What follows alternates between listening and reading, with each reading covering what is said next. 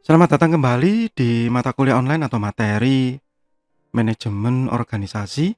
Saat ini kita ada di bab mengenai power and influence.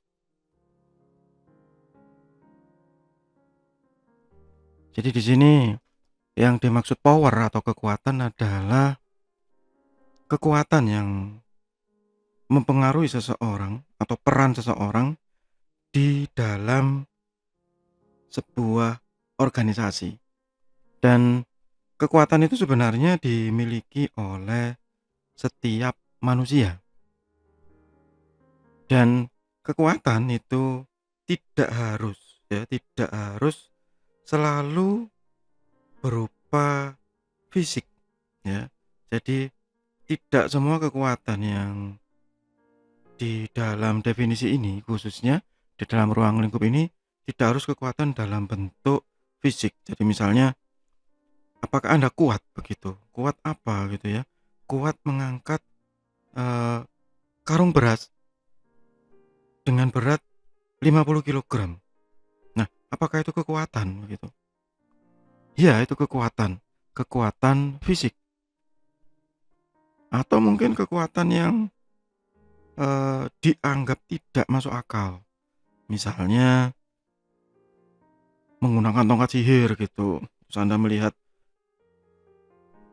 ada teman Anda yang sangat, ya menjengkelkan gitu, "Saya punya kekuatan Mbak," gitu, "untuk merubah teman saya yang nakal itu menjadi kodok," misalnya.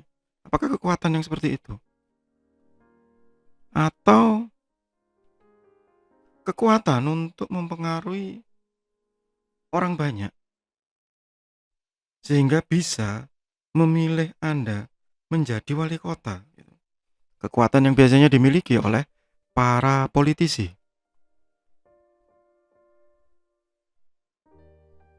Apakah itu juga termasuk kekuatan? Jawabannya iya. Atau Anda mempunyai kekuatan yang berbeda, kekuatan untuk memengaruhi orang sehingga orang lain itu bisa mengikuti apa yang Anda lakukan. Misalnya, memotong rambut seperti gaya rambut yang Anda miliki, misalnya begitu. Making others to cut the hair like yours. Semua ini adalah kekuatan yang ada yang terlihat. Ya, seperti yang pertama, ada yang tidak terlihat, yang menjadi kekuatan yang mempengaruhi. Itu kenapa di awal judulnya adalah power and influence.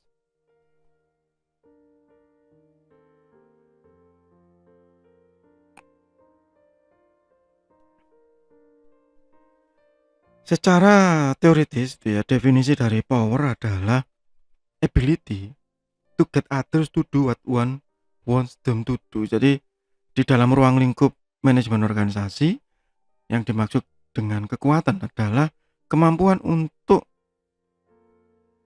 menjadikan orang berbuat seperti apa yang kita inginkan. Atau bisa juga didefinisikan sebagai ability to make things happen in the way you want them to, atau kemampuan untuk membuat sesuatu terjadi sesuai keinginan kita. Entah itu dengan pengaruh, entah itu dengan uang, atau dengan yang lain. Jadi misalnya, wah saya kepengen memakan kue tertentu begitu. Nah, karena Anda memiliki kekuatan, memiliki power berupa uang, maka Anda bisa membeli.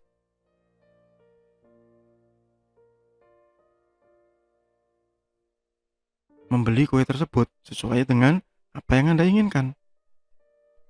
The capacity of a person, team, or organization to influence other. Nah, ini yang saya sebut sebelumnya berhubungan bahwa power di dalam organisasi itu bisa juga didefinisikan sebagai kapasitas dari seseorang level individu ya,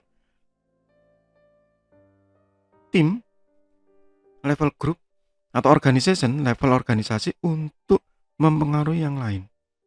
Jika Anda melihat kembali video yang di awal, ya, di bagian pertama, maka di situ behavior atau perilaku itu bisa memiliki pengaruh di beberapa level, yaitu level individu, level grup, dan level organisasi, ya. Sama dengan di sini. Power juga bisa memiliki level, yaitu level person, individu, level tim, grup, atau level organisasi. Sehingga kalau kita mau menyimpulkan secara sederhana bahwa di dalam organisasi yang dimaksud kekuatan adalah saat kita mampu mempengaruhi orang lain atau membuat sesuatu menjadi seperti apa yang kita inginkan.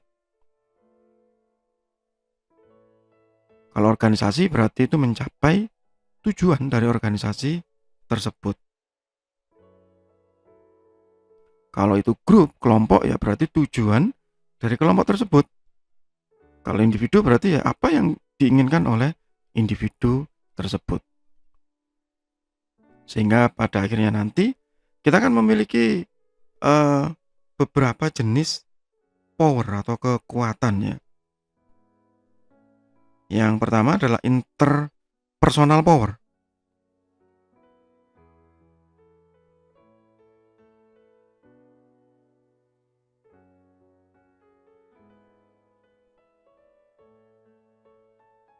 Interpersonal power yang pertama adalah legitimate.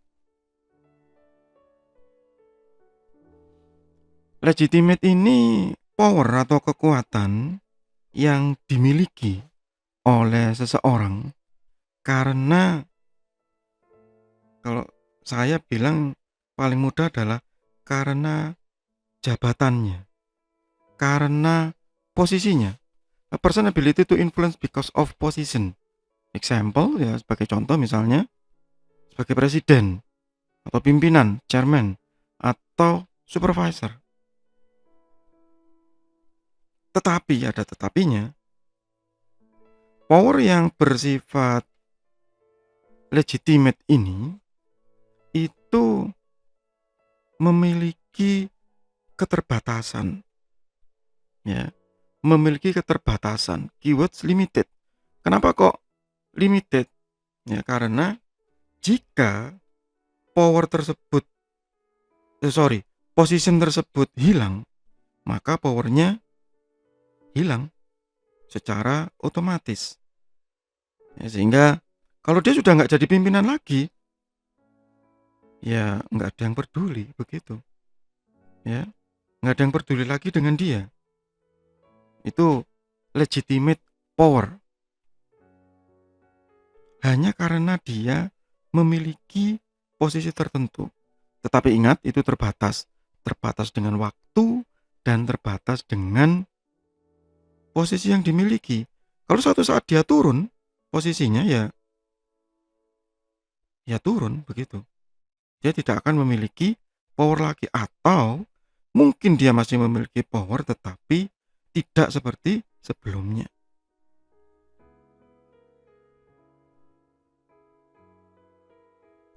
Berikutnya adalah reward power. Reward power ini adalah kekuatan yang dimiliki orang untuk mengubah atau mempengaruhi orang lain berdasarkan reward atau imbalan atau hadiah. Ya, hadiah, imbalan ini tidak harus berupa uang,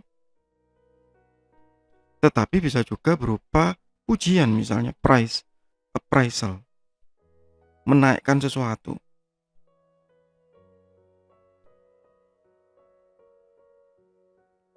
Kata kuncinya, reward power ini bisa menyebabkan perilaku yang salah. Kalau di psikologi nih, yang paling dasar, ya, begitu. Kenapa? Ya karena ini akan menyebabkan orang berperilaku salah. Jadi kalau tidak ada hadiahnya, tidak ada imbalannya, maka nggak mau bergerak, begitu.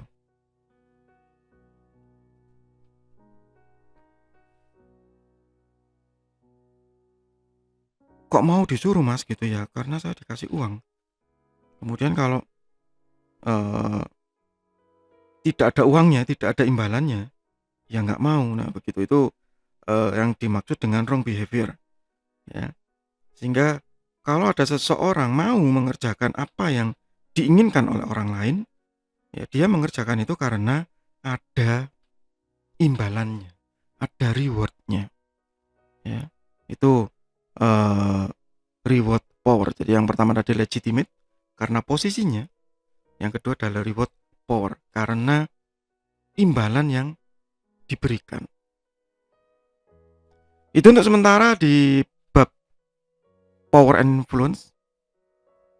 Kita akan lanjutkan lagi di bagian berikutnya, masih di materi kuliah online atau